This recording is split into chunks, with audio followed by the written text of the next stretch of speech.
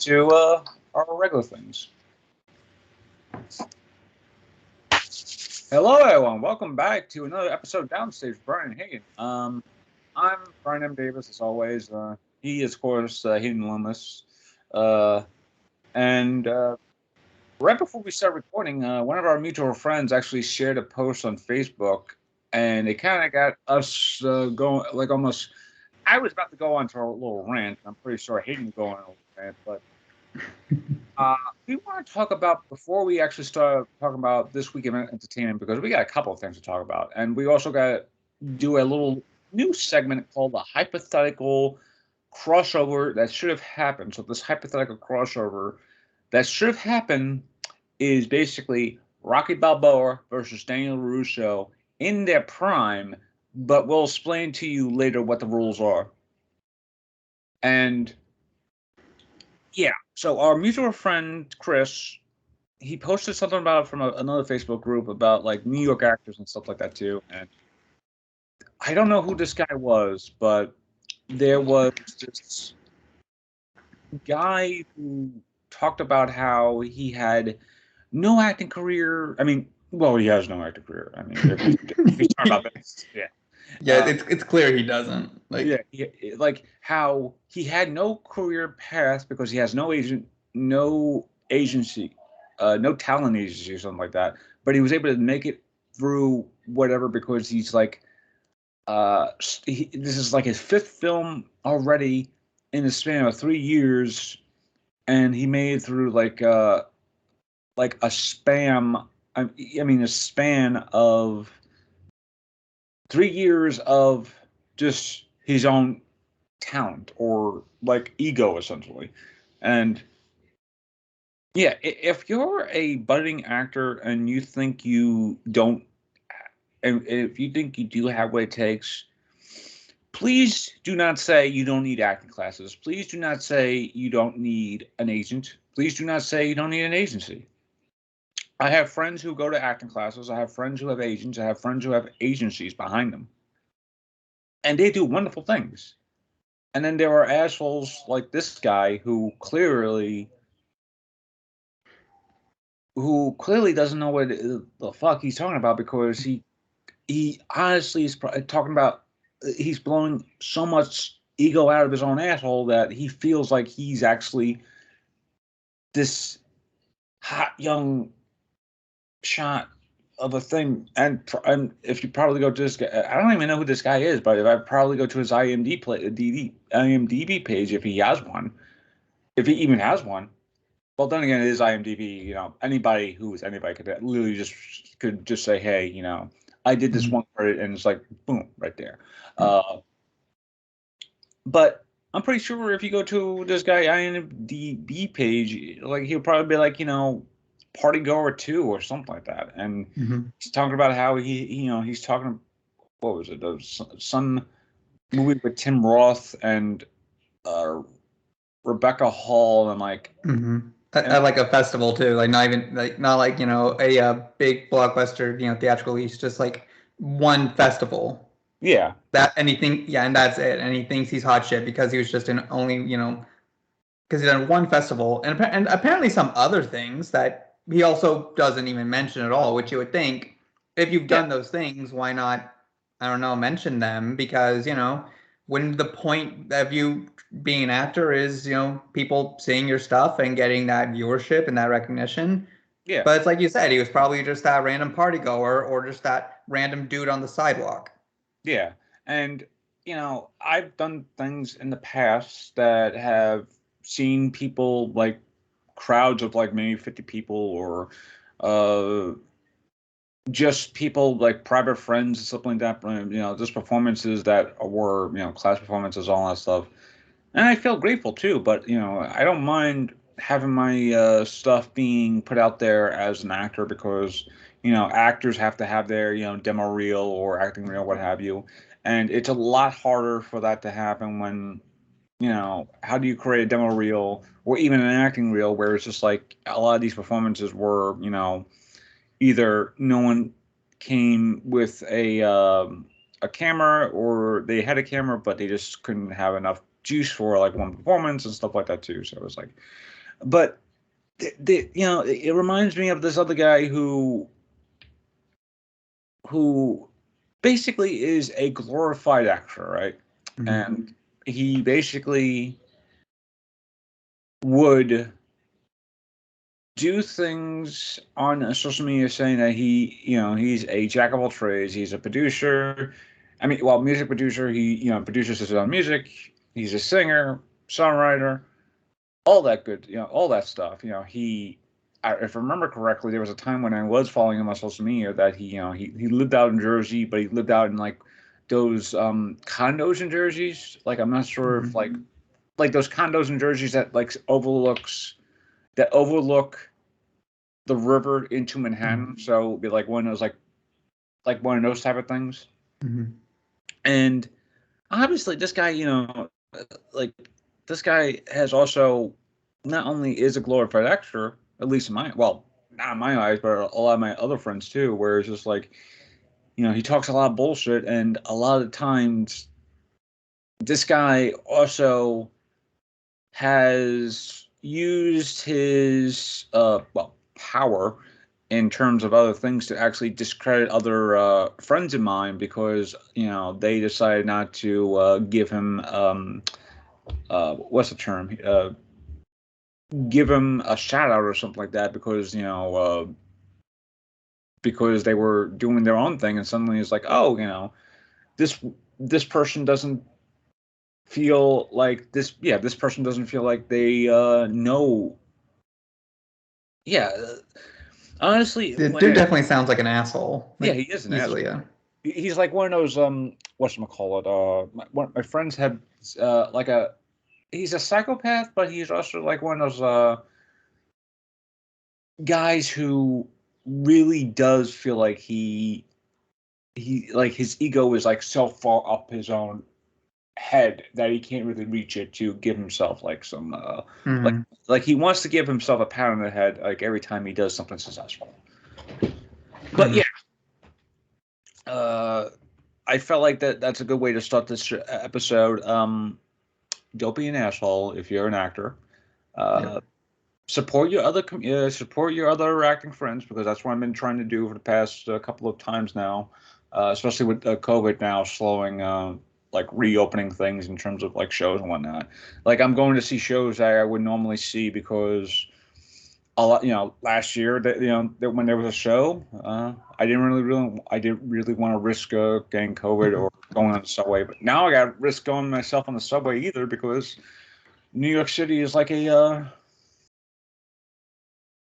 freaking war zone with people getting stabbed. Yeah, New York definitely feels like it's kind of just going back to like those 70s times right now. Yeah, not fear. It hasn't reached Fear City. That I could tell you that. Like, like it hasn't reached Fear City, but as an actor, it is giving me somewhat a pause of being an actor again. And why am I? Well, hang on. Oh, of course, my thing is my thing is like I'm trying to figure out why my anyway, sorry about that. But yeah, welcome to the episode, ladies and gentlemen. Sorry about the opening rant there, but when a mutual friend of ours shows us that, and it just like brings the question of the age-old rule of an actor: just don't be an asshole. And yeah. And also, if you think you can be an actor and not have any kind of training at all, you are kidding yourself, or you clearly have deluded yourself so much, because the odds of actually being able to do that are so incredibly against you if you don't have any kind of training. Because people will see you, and if you don't have anything to back up what you're doing acting-wise, they'll know you're full of crap, and you're not going to get hired. Surprise, surprise. Yeah. And even the ones who don't get training but do actually get work, like one of the best examples, Aaron Paul. But what he actually did was, you can tell he was learning while he was working on the set of Breaking Bad. One, from just working with his co-stars, but also he did in life I think after they started doing that show, he did also go and get, professional acting training. And I'm not saying that if you don't have any professional actor training, there are great actresses and they're great performances who haven't had a amount of training whatsoever, professional training, who knock it out of the park because of how natural they are. And then afterwards, they start getting, they start going to acting classes and stuff like that too. And,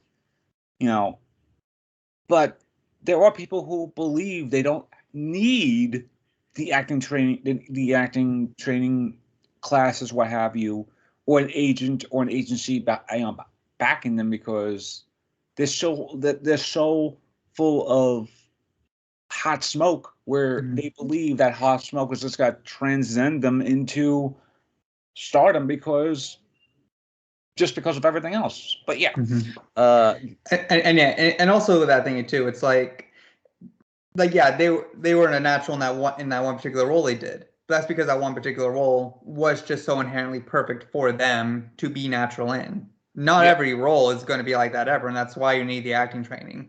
So you can adjust to all the other roles you will get in life as an actor. Yeah. But yeah, it's like and this is why I really don't like do a lot with my acting, because I have to deal with a lot of these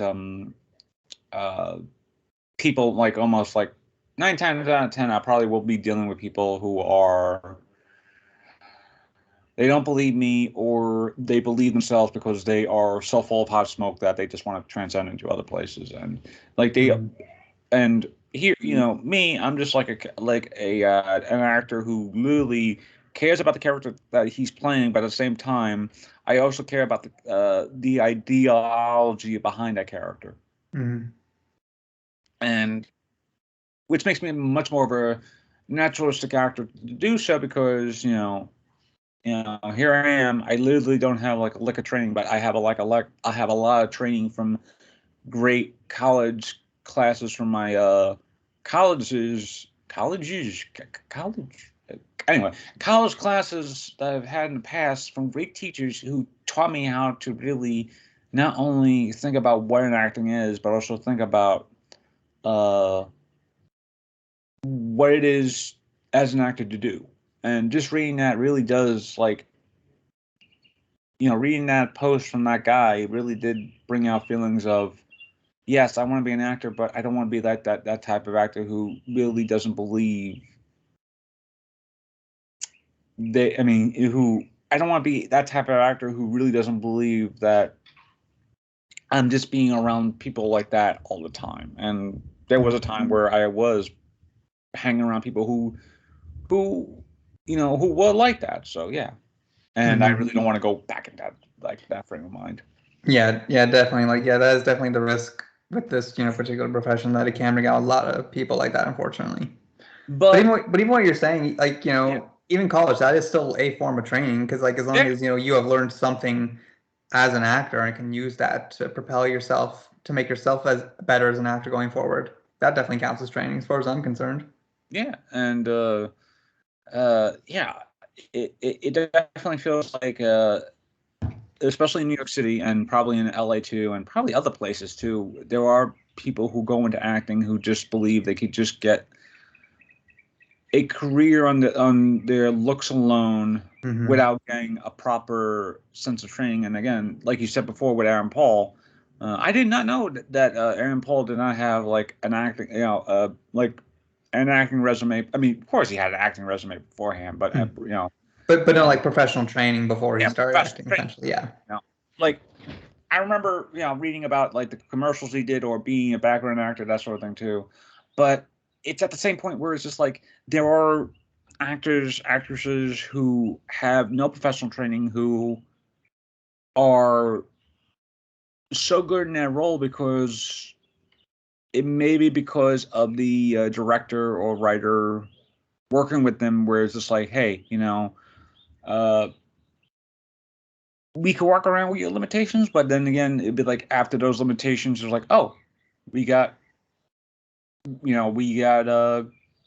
great stuff to do with, great stuff, great stuff to go about with your acting.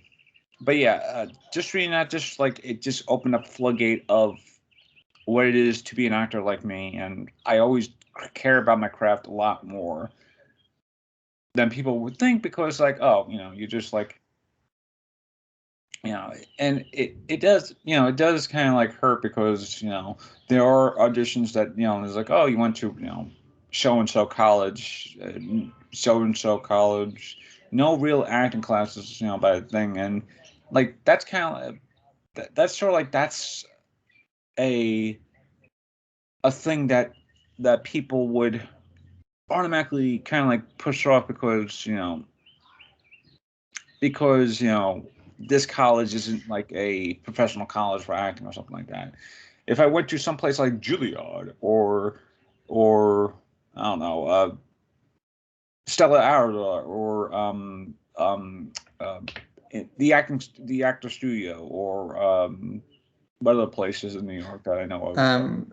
New York Conservatory for Dramatic Arts is one. Yeah, or one of those other, like one of those places.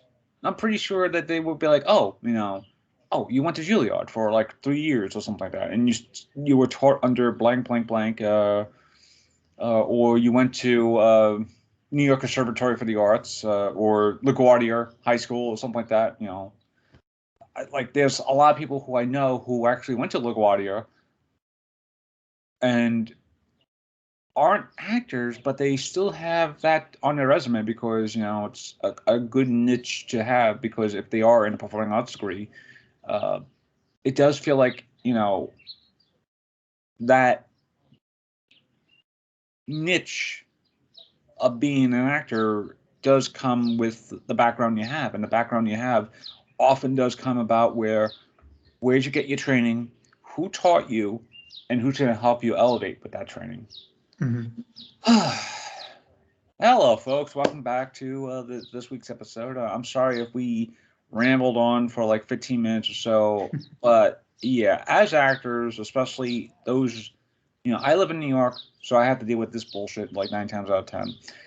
Hayden doesn't live in New York anymore, but he had to deal with that bullshit. So. Oh yeah, yeah, I've definitely experienced that bullshit before. It's ridiculous. So it just brings up old memories of like that type of BS of being an actor, and here I am trying to go back into acting without going into that mindset of I don't want people who have that ego so much that their ego is just filling their like hot smoke with air. But anyway, but yeah, this week entertainment, not much to go around aside from maybe a couple of movie trailers. I mean, there was a couple of things that happened in entertainment. I guess maybe we could start off with an odd case of mistaken identity, which would be Ryan Coogler being mistaken to be a bank robber because he was trying to withdraw money by using a note. And yeah, I haven't really listened to, I mean, I haven't really seen the video that much, but from what I heard from essentially official reports, the bank teller thought he was a bank robber because he's wearing a mask. Nowadays it's COVID. Yeah, it's COVID anyway. So, and Bryan Coogler is also an African American, so wearing a mask, African American. Oh, he's asking for like I believe $12,000 from his bank account, and he's trying to be discreet about it. So yeah, it obviously, and of course, the bank teller doesn't know who this person is. Probably, I mean, I'm an actor. I mean, I'm not like if I wasn't an actor and I was just like a regular movie person, I would probably know who this guy was. He directed a movie that has like maybe like made what 1 billion in the box office or close to it. Like I'm not sure how much Black Panther made, but yeah, it was probably close. I don't remember off the top of my head, but like it did pretty good. But if it was a profitable movie, and he was a profitable actor beforehand with movies he did with Michael B. Jordan, and I'm just like, and he just recently did a Space Jam: The New Legacy as I believe a producer. So obviously, he's a very name recognition person. So him being mistaken as a robber. It's just like, or not a robber, but like someone who was like, they obviously did not think to themselves, oh, it's, the police come and like, the police come and they had to like detain him right there, but then they were like, oh, by the way, it's like, it's of course, this gets all taken sorted out, but it obviously just like, it just raises the questions of why are there still people who are stupid? I mean, I can understand because I understand, taking out 12 grand, that's kind of like allowed. And of course, the moment I start talking about money, people are doing,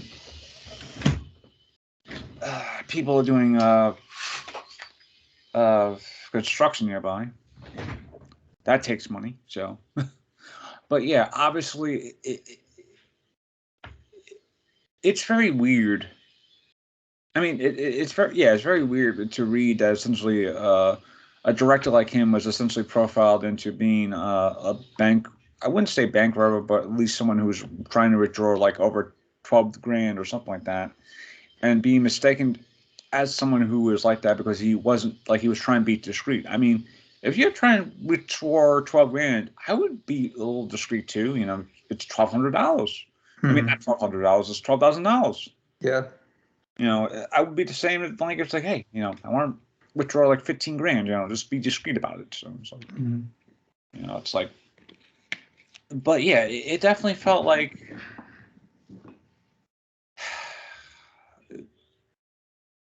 It definitely felt like the bank was at fault too, where it's just like, it's, yeah, it definitely felt like those things. Yeah, like when I hear the story and it's like in like all the details, I'm like, it's hard not to look at this and think there is a racial component to it. Yeah, because it feels so evidently clear how it is. It's like first off, the dude's asking to withdraw money, I would assume from his account, which means you would have to, probably show his ID because that's a lot of money to withdraw. So I assume they'd probably ask to see an ID to confirm that it's, the person, and then just literally just be like, hey, could you mind taking the mask off for just a quick second, just so I can, confirm, just to be sure, because that's the thing with that mask, it's like, it does cover up like two-thirds of your face, so like literally that's all you'd have to do, like bank teller person.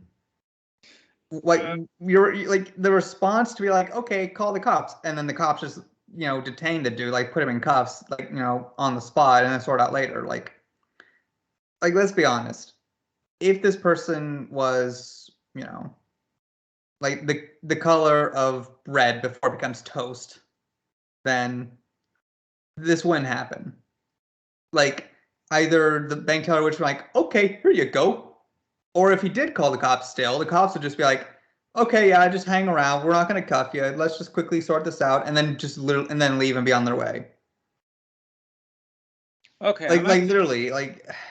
I'm actually reading more about this. Hang on. The teller never indicated there was a problem when she went to talk to Maz, because apparently, Coogler, when he went to withdraw the thing, like the computer automatically gave like a little notification, like a little alert saying that this was like 12,000 or something like that.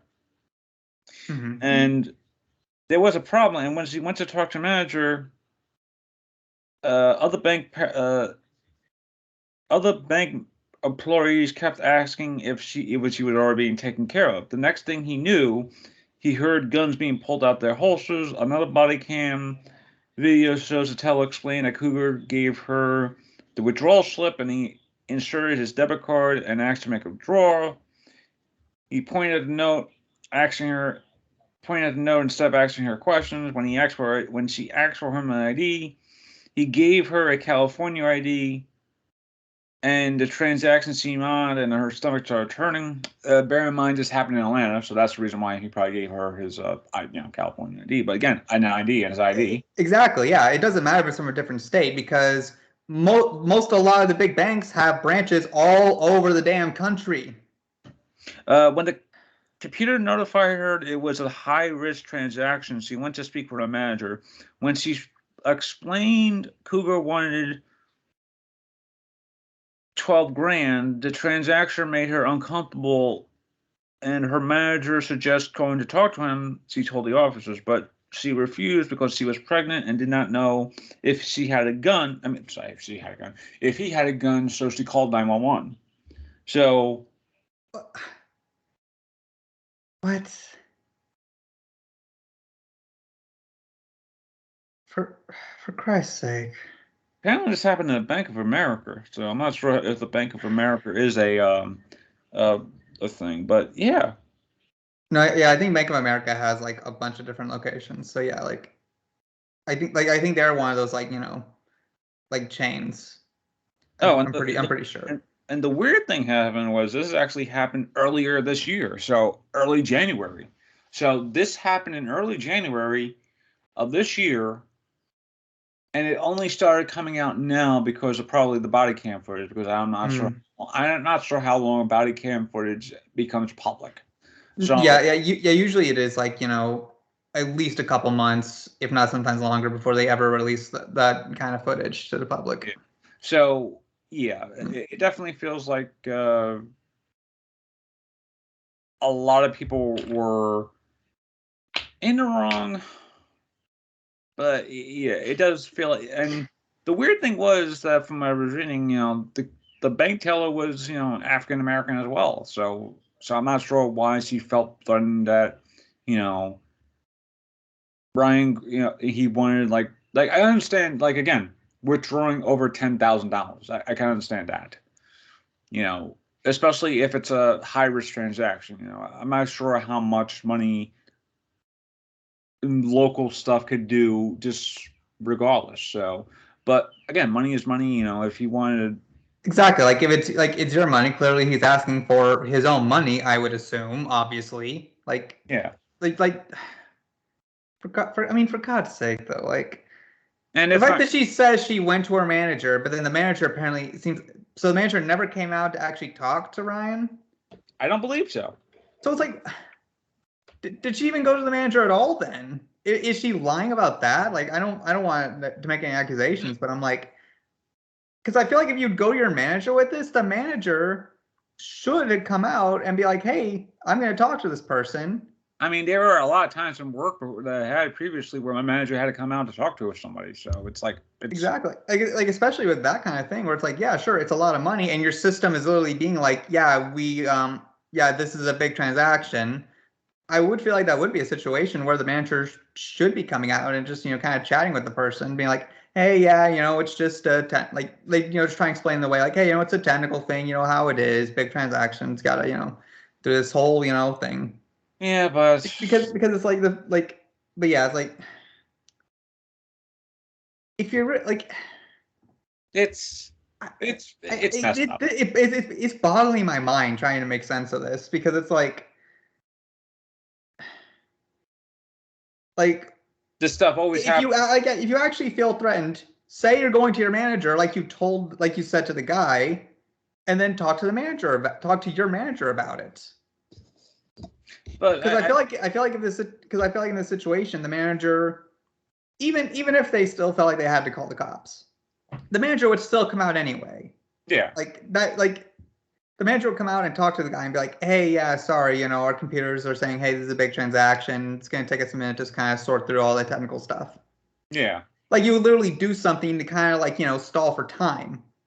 But that doesn't sound like it happened at all. So, I don't know. It smells like there's some bullshit.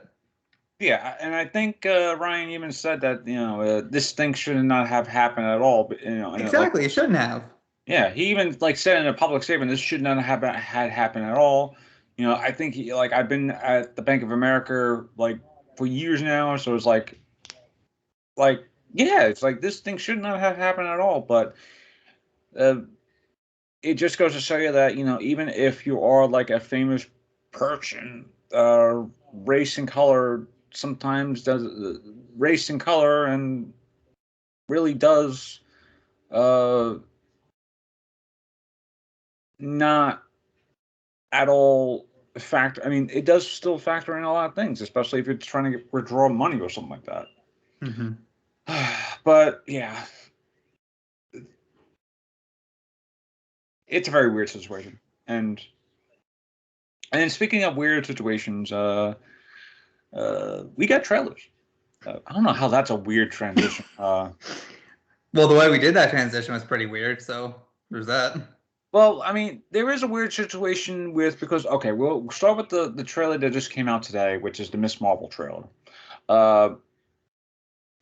As always, Marvel is just changing things about the characters, and instead of Kamala Khan being an Inhuman and having stretchy powers, envigorating powers, as he calls it, she has essentially, I believe, what they call, I think they call negabands, or yeah, I think they were basically like connected to a another cosmic character. I forgot who it was, but I believe it might have been connected to a Fantastic Four character in the past, especially with Galactus. It's not Silver Surfer, but it was maybe one of the heralds of Galactus. I'm not sure. Remember who it was? Maybe Captain Universe. I'm not sure. Anyway, but apparently the bands give her powers instead of her being all stretchy and all like invigorating and whatnot. You know, and someone actually mentioned that this all could be a plot, a not plight, a play on the fact that Kamala Khan is a fan fiction, writer or auteur or what have you. And someone, I forgot if it was on Reddit that someone actually joked on Reddit that Kamala Khan not having her stretchy powers would be totally in character for her because she's actually just rewriting her own like story, origin story. But it's just the way that her powers look enough like Green Lantern's powers. That's what bothers me. Mm-hmm. Like this character is iconic for having the stretchy powers. Yeah, For basically being like, the same kind you see him as Fantastic. So I if you understand. don't use those powers at all, that's if it feels like that's just a choice not to make because like especially because like with the tone of this in this trailer, like I'm watching this trailer, it feels like a fun teen coming of age rom-com kind of story. Yeah, So imagine how fun it would be for a character to have those stretchy powers and like she's going on her first date with the guy she has a crush on. And yeah, she's trying to use her powers to try and keep, or like stretchy powers to try and keep things from falling off and try to keep the, just kind of make sure the night actually, doesn't end in a yeah. bad first date. And of course, this being Marvel always like changes a lot of characters around. And someone actually mentioned, Marvel doesn't really want to have another character who could stretch, and people were like, and people literally just put like War Machine, Pepper Potts, Iron Man, all suit of armor. Wong, Stephen Strange, I was about to say Masters of the Universe, Masters of the Dark, Masters of the Dark Arts. That's a different one. Captain America, Bucky Barnes, and now Sam is Captain America. Because they're all basically the same, more or less, doing the same job. And I understand if the whole thing with Captain Marvel being, she has the same powers as Captain Marvel, but actually, I feel like no, just to finish my thought about the trailer, I just felt a little underwhelmed with the trailer because I'm just so used to Kamala Khan being like this very, and it doesn't, and of course they do show her being a very energetic character, like a very full of life character, and that's why I do see that thing. But I've just played the Avengers video game, which again they do it. They explain the whole, and it might be because of the whole Inhuman mess a few years ago. And they don't want to go back to Inhumans, and they got to do the whole mutant things probably in the next couple of years. So they just got quietly just sweep the whole Inhuman thing under the rug like it never happened. But yeah, I like the idea. I like the choice of using blinding lights with the trailer, but But otherwise, I feel like the trailer just felt like very underwhelming for me. Like it showed me the trailer, like you just said before. It feels like a wacky rom-com set in the Marvel universe. Mm-hmm. And also a little bit of like Spider-Verse inspiration with the first like 30 so seconds of that trailer. Yeah, which felt like a little odd, and then they stopped doing it. I'm just like, Mm-hmm. like the first 30, like the first minute of that trailer is like literally just like text bubbles and whatnot, and then suddenly it's like it's gone. I'm like, what happened to it? It's like okay. I actually love that first part of the trailer because it was actually Yeah. unique. It actually stood out. It actually could have been actually like, hey, this is interesting. It's like okay, now we're back to Marvel. Yes, Marvel being essentially back to essentially what it does best, which is basically cookie cutter trailers.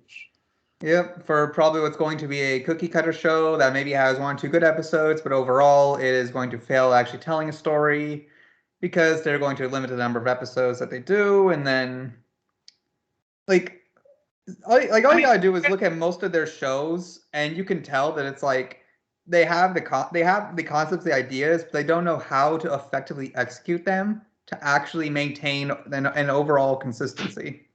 I mean, compare that to say the Moon Knight. The Moon Knight trailers have been fantastic Mm-hmm. because Moon they Knight, I are feel like, is going to be such a standout too because of how yeah uniquely different it is in tone and style and everything compared to everything else Marvel has done with these TV shows. yeah. I mean, uh, I don't remember the trailers at all for. I don't remember the trailer at all for WandaVision. I mean, I do remember like maybe bits and pieces of like the Disney Plus like in review thing of when they were like showing what the show's gonna be about. Mm-hmm. Like I really hope that uh Moon Knight, Miss Marvel, She-Hulk, and I forget what else comes at the end of the year. I know that at the end of the year is gonna be like 2 specials, which is Werewolf by Night and the Guardians of the Galaxy Christmas specials that they have for both for Halloween and Christmas respectively. Hmm. But I really hope that uh, Moon Knight, Miss Marvel, and She-Hulk really do break the mold of Marvel shows because I do I like the idea of a quirky type of show is set in the MCU, and that's just basically Kamala's viewpoint because Mm-hmm. she sees herself as a very quirky character, Mm-hmm. and it would be kind of very in character for Kamala Khan to be like that. Mm-hmm. Now, going back to trailers, we actually have the Well, ball. I want to say one more thing that I feel like I think direction-wise, what they're also wanting to try and do with this one is like I think they want to give her those kind of Captain Marvel powers because I think what they realize is that yeah, people don't like the Brie Larson Captain Marvel character because that's Yeah, the thing. That character has never been interesting in the comics because no writer has ever been able to actually make her character actually be interesting or engaging or someone you actually care about and root for. And you can see that still in when they did the Captain Marvel movie. Because let's yeah, be honest, most of the reason people went to see that movie is because they were more concerned with knowing how it's going to tie in with Endgame yeah, because of when that came out in between Infinity War and Endgame.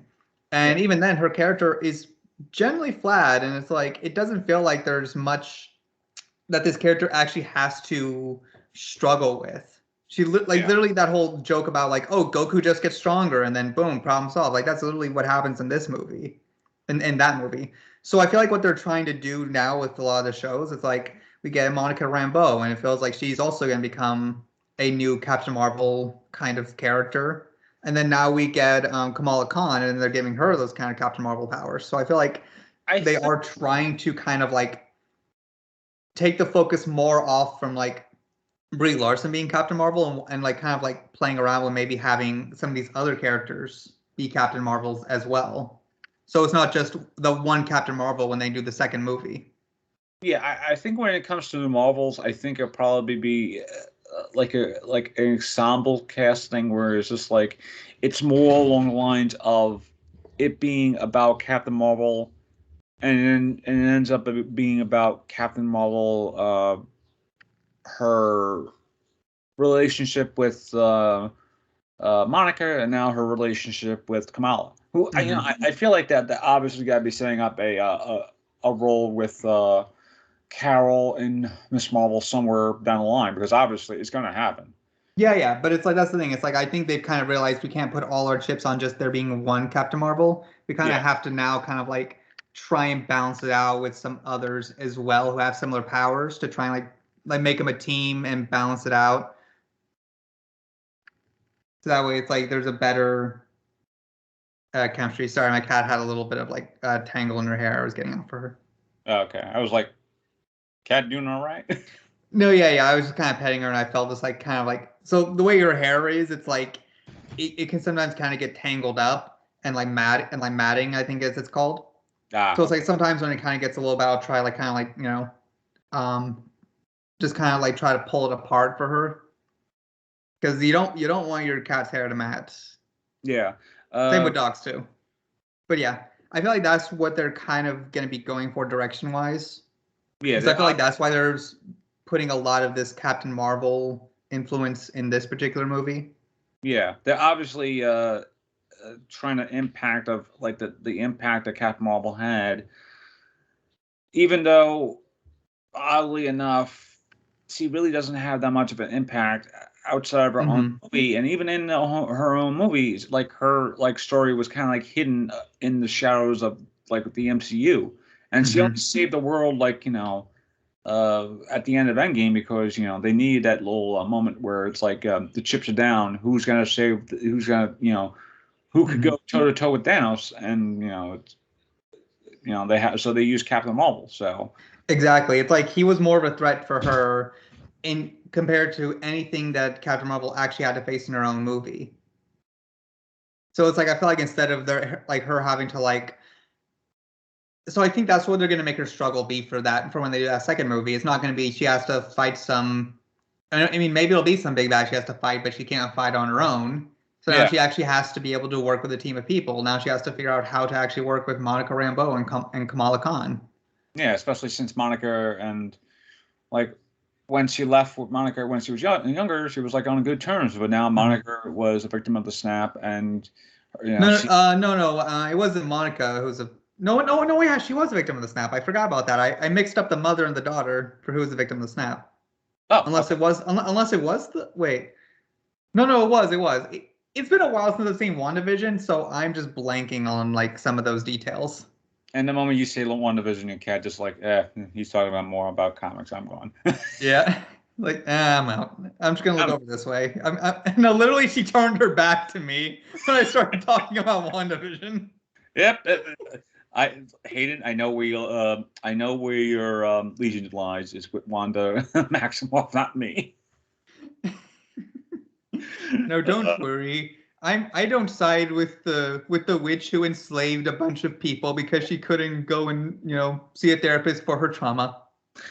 But yeah, obviously, I do hope that year two it does break the sophomore slump of a couple of these shows, especially with Moon Knight, Miss Marvel, and She-Hulk. Especially She-Hulk, because I want to know why Bruce looks essentially normal at the end of Shang-Chi compared to when we last saw him in Endgame. He was essentially still hulked up as Professor Hulk or whatever he's calling himself. No, yeah, it was essentially a Professor Hulk thing. Yeah. And also because it's like it's clear they never have known what to do with Hulk's character in general anyway. Yeah. All right. Skipping ahead. The Boys season 3 is coming out in June. It looks great. I love how crazy, insane it looks. Just going by the third season. Because you open up with Butcher with laser eyes or heat vision eyes, whatever you call it. Yeah, I mean, basically just laser eyes. That's what I think of them. Yeah, laser eyes, which is a nice callback to him using the laser eyes baby in season 1. It's like, I am the baby now. Zoom. And people is saying that Huey's probably gonna have like a healing factor because there's a moment where the female breaks his arm and Butch is like, it's gonna happen. So that moment had me so confused. I'm like, wait, why is he so casual about this? And it's like, okay, yeah, he has to be able to heal or something.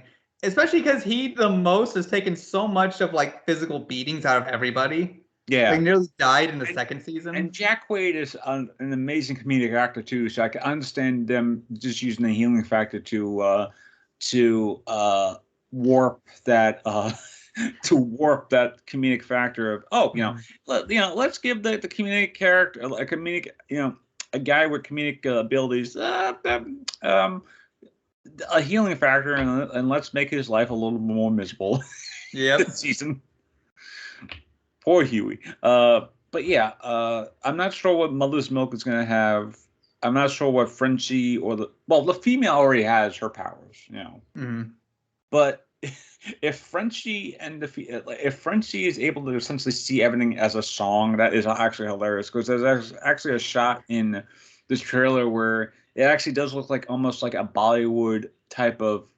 I wouldn't say Bollywood, but it definitely just some big musical number. A big musical number. So if that's a power of is essentially seeing everything in song, that's actually kind of hilarious.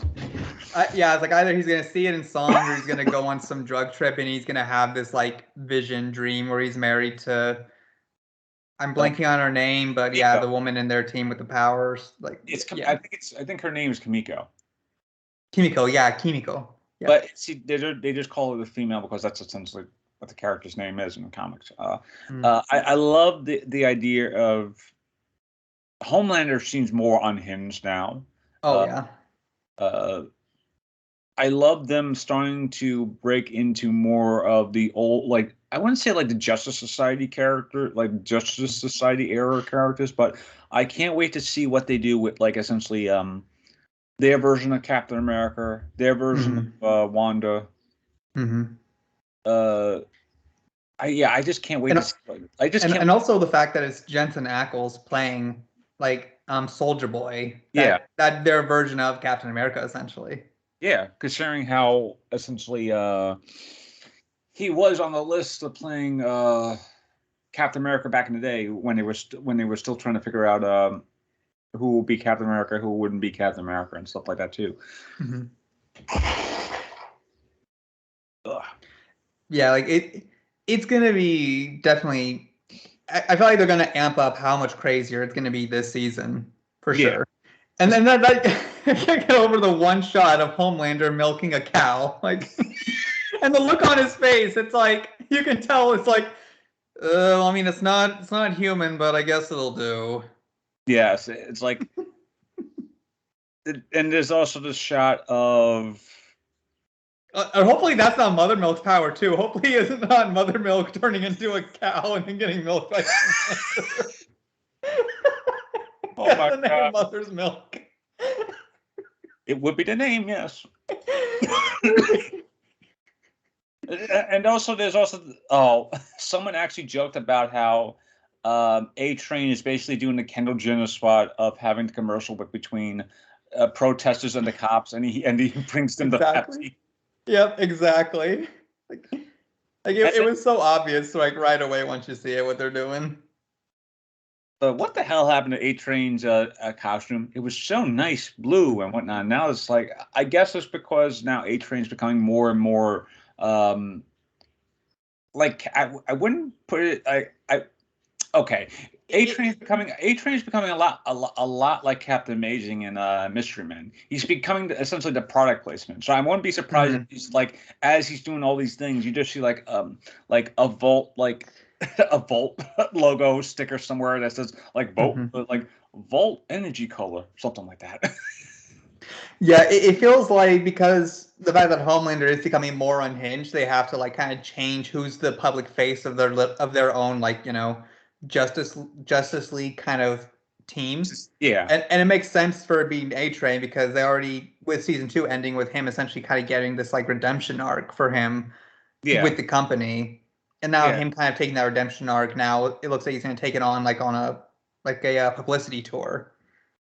But so it's and also because it's like, like him having the more brighter colors, like being probably more representative of what that company is now, being like, okay, we're going to change our image, kind of thing. But yeah, I honestly because of what was happening in Diabolical, like I honestly can't wait to see what they do with season 3 and having with the stuff that did Stone Diabolical and with Black Noir and Homelander. I honestly just can't wait to see if they actually have like a rematch of those two just fighting. Oh, I would love to see the rematch between Black Noir and Butcher. I'm Butcher, but now the Butcher has powers. It's actually going to be an actually interesting fight, and not just like I also love how when we were talking about Huey possibly having powers, or let's face it, he's probably going to have powers. Is a shot of Butcher drinking tea and whatnot. I love how they took the random shot of Butcher with the tea in season 2 and started to make it into a thing. I think because there's that shot of just Butcher going, and then the following season they just a shot of Butcher just going. So I really hope Butcher and the tea is just got to become like a Picard thing. So he's just like whenever he needs to have something, he's just got to have tea. Yep. But yeah, it's gonna be fun because it feels like the boys actually do stand more of a fighting chance now against whatever they're gonna have to face in the 3rd season. Yes, and to end the episode, because I mean it is this actually episode's probably gotta go on a little longer, but I feel like the next part of the episode's probably gonna be its own thing, like how we did the year-end special. But to end the episode, we have to talk about Obi-Wan Kenobi, the trailer. Oh yes. First off, thank you, John Williams, for bringing back the Battle of Heroes. I love that motif of the song, especially since we know that Darth Vader is going to be the main villain of the season, or not the season, of the show. He's gonna be the main villain, or that Inquisitor guy is, and Darth Vader's probably. I feel like Darth Vader could also be more like showing up like the way he did in Fallen Jedi Fallen Order game. Yeah. Where he just shows up and he just just beats badass for however long he needs to be. Yeah. To remind everyone who's in charge. Yeah, I honestly, and this is the first time I've actually seen the Inquisitor outside of, because I haven't really watched the Clone Wars in ages, and I was like, Rebels actually. Oh, Rebels. Oh, okay. Yeah, that's where the Inquisitors show up. Oh, okay. I thought this was a Clone War thing, because I know. I mean, they're gonna use the Clone Wars, I think, as a like. I think the actors said they're going to flashback to the Clone Wars, but like, damn it, Dave, again. Something came about from Rebels. I told you, it's like Dave Filoni is gonna tweak our hearts again with the Clone Wars. Yeah, like there's actually a great Clone Wars scene that they never actually made because it was one of those unfinished episodes where it's a scene. Yeah. You've probably seen it. It's that scene between Anakin and Obi-Wan when they're on like Utapau.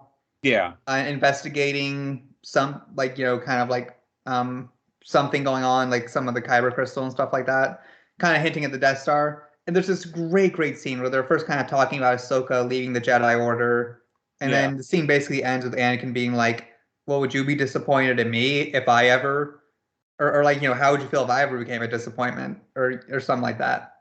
And then Obi-Wan being like, "Well, I don't think I would feel good about that, but that's not going to happen and never will." And then just imagine like that's the scene, and then like it cuts to like the present day where it's like either maybe it's like we see Obi-Wan just kind of like alone now in this desert on Tatooine, or it cuts to Anakin as Darth Vader. Yes, it definitely feels like there's, and I know that those lost episodes, because they were never filmed, they could easily still be filmable because the Clone Wars they ended, but they have their own series. They essentially use whatever stuff filmed just regardless. Yeah, but like you essentially already have the storyboards, but now you have it in a much more like moving fashion. So it's not just on a page; it's like in a video format. So it's like you already got it there. So it's like if they want to like So they can easily kind of pull from that and then just do it in live action, especially with the new technology they have for filming and like in that volumetric thing like they do for the other Star Wars shows. Yeah. But the moment I heard Battle of Heroes, I'm just like, yes, this is the theme I want to hear because I love that theme. I prefer it over Duel of Fates, and Duel of Fates is amazing. And that's also in the trailer too. Duel of Fates, I think like in the first part of the trailer it shows up, and then it transitions to Battle of Heroes. It's like, but he pulling from some of the best of John Williams' music for sure. But even though Obi-Wan looks amazing, we have to talk about what happened prior to Obi-Wan, because prior to them, Obi-Wan, this was like maybe 2 years ago when it was all in pre-production. Apparently, the story was just too dark, and they had to rework all the scripts to make it more lighthearted. And one of the scripts changes they had was that Darth Maul was going to return for whatever reason, right? And I think it obviously shows that you could be dark with Star Wars, right? Mm-hmm. We've had dark Star Wars tales and dark, like one of the best movies of the series, Empire Strikes Back, is an incredibly dark film. When you watch and then look at Revenge of the Sith, like that gets dark fast. Like once this flip switches, it goes so dark. It literally is like a freaking massacre. Ooh, like if that isn't dark too, like so yeah, it's like you can do dark stories in it, and also you kind you have to with Obi-Wan. That's the thing. It's like because of like everything that's been like happened before and where Obi-Wan is in his life after that point, like you kind of have to go dark with it. I mean, you honestly do.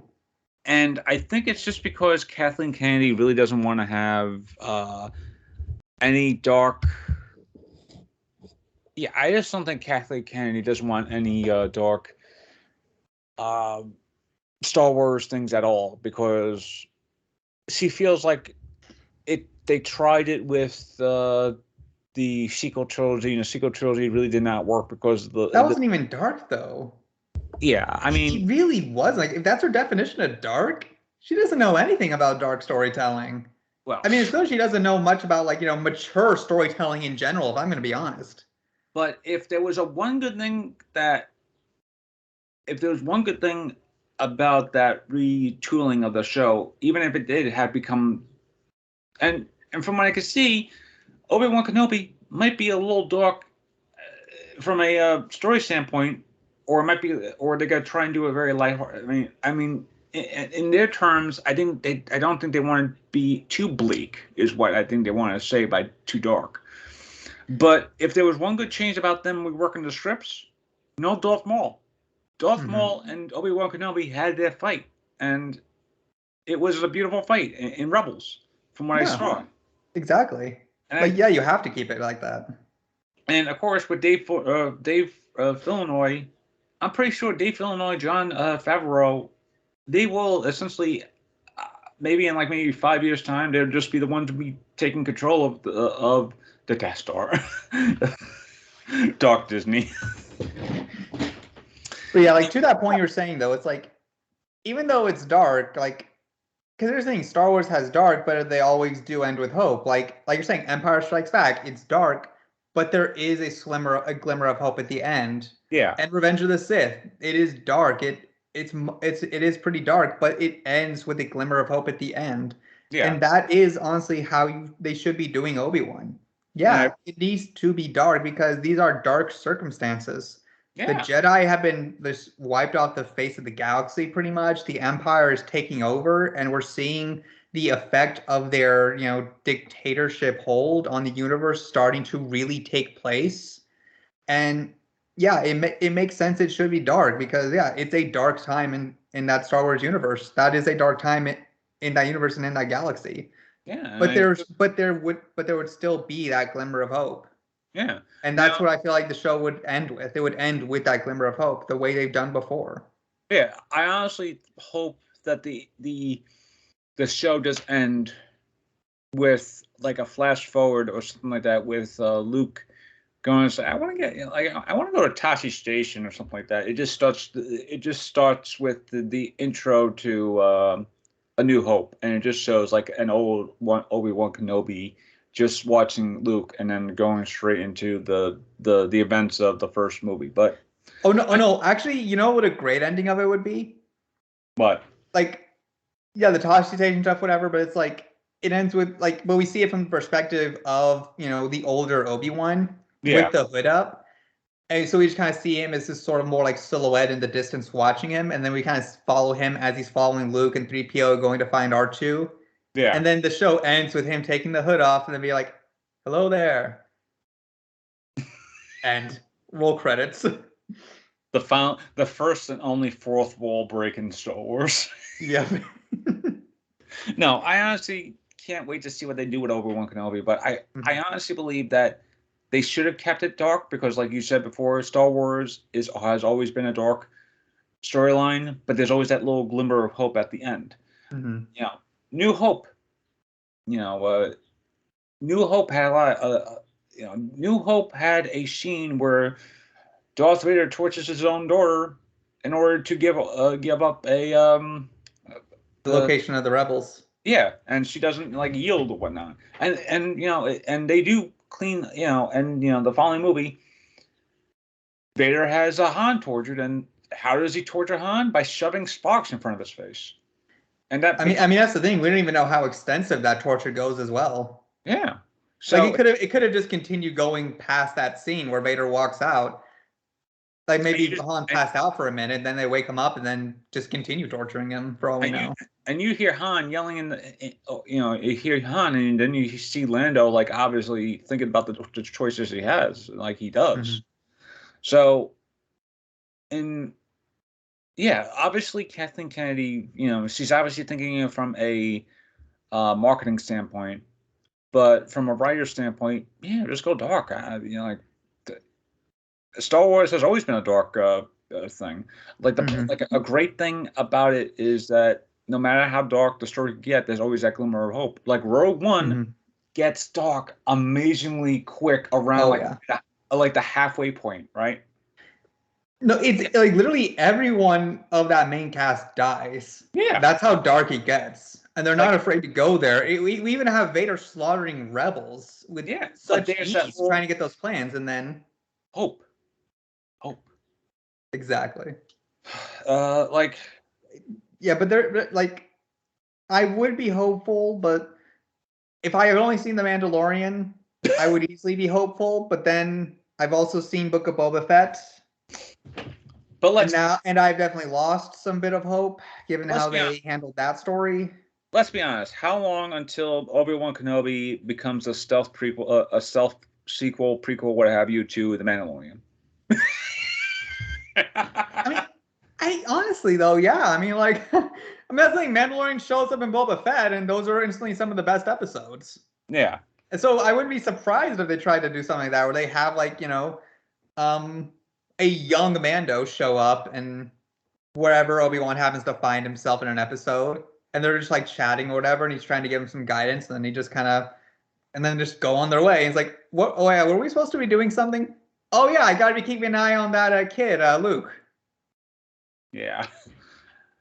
I honestly think that probably, I wouldn't be surprised if there was a young Mando or Cod Bane comes back to somewhere, and then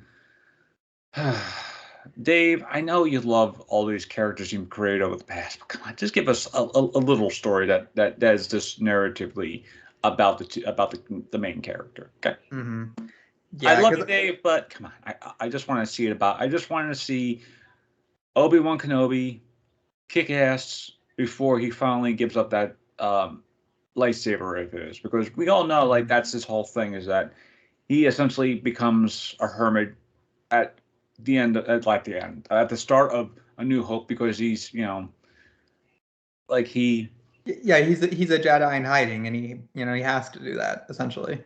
But I can't wait to see what Ewan McGregor and Hayden Christensen and hopefully James Earl Jones bring to the table in terms of not only these characters, because you know, I definitely want to see how these characters come up with.